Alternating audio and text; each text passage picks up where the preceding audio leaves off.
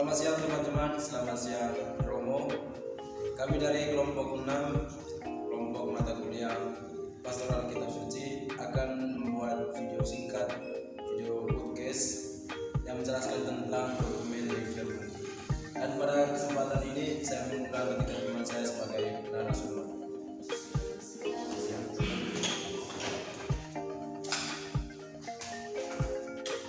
Selamat siang, Bro.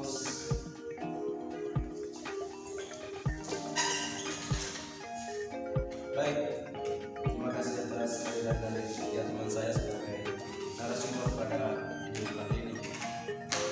Langsung saja saya mempersilakan kepada teman saya untuk memperkenalkan diri.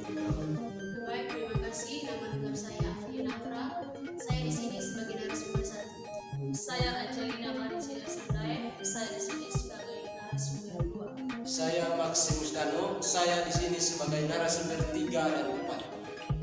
Baik, terima kasih kepada ketiga teman saya. Dan langsung saja kita ke pertanyaan inti. Yang pertama, mungkin teman-teman bisa jelaskan tentang singkat tentang dokumen ini. Baik, nama dokumennya De Verbum atau Sabda Allah.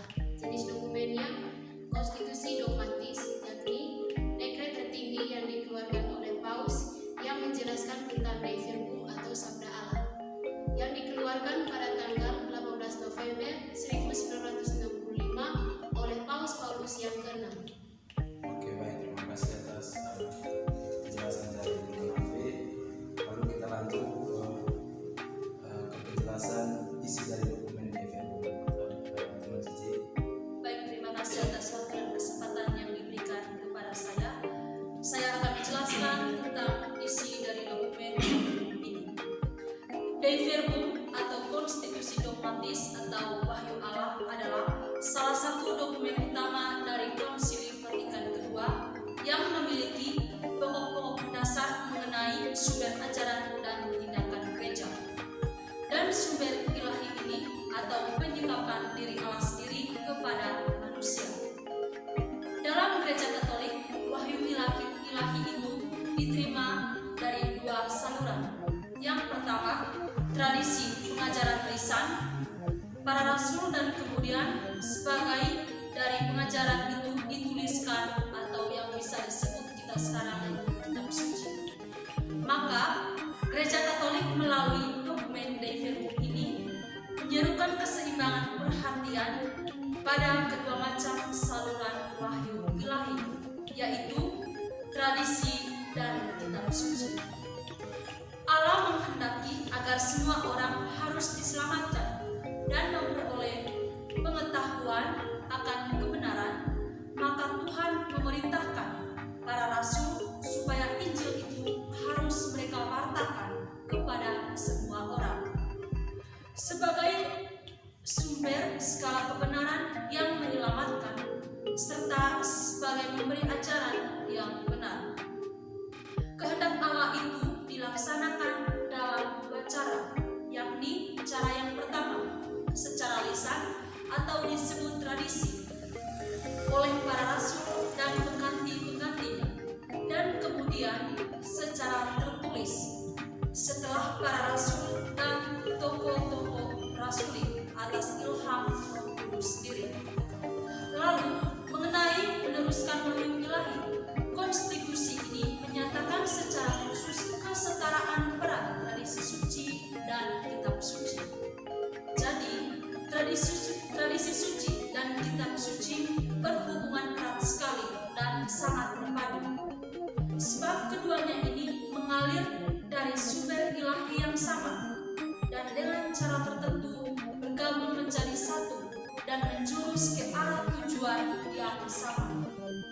Sebab kitab suci itu pembicaraan Allah Kristus Tuhan dan Roh Kudus dipercayakan kepada para rasul, disalurkan seutuhnya kepada para pengganti mereka, supaya mereka ini dalam terang roh kebenaran dengan pewartaan mereka memelihara, menjelaskan dan menyebarkannya secara setia.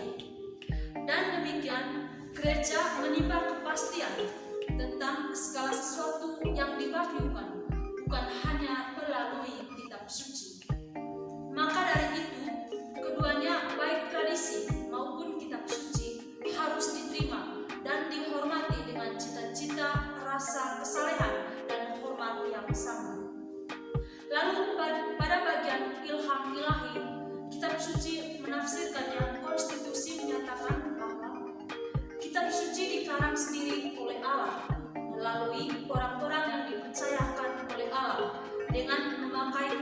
kesempatan dan kemampuan mereka sendiri yang diwahyukan oleh Allah dan yang termuat serta tersedia dalam kitab suci telah ditulis dengan ilham Roh Kudus.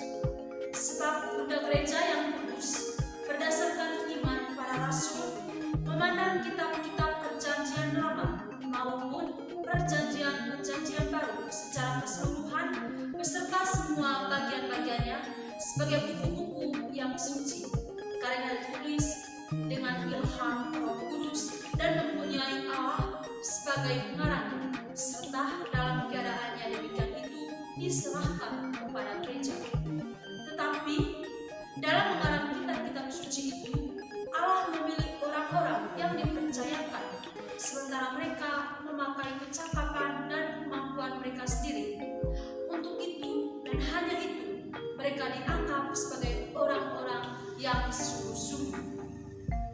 Oleh sebab itu, karena segala sesuatu yang dinyatakan oleh para pengarang yang ilham harus dipandang sebagai pernyataan Roh Kudus, maka harus diakui bahwa buku-buku Alkitab mengajarkan dengan teguh dan setia serta tanpa kekeliruan kebenaran yang oleh Allah dikehendaki supaya dicantumkan dalam kitab-kitab suci demi keselamatan kita.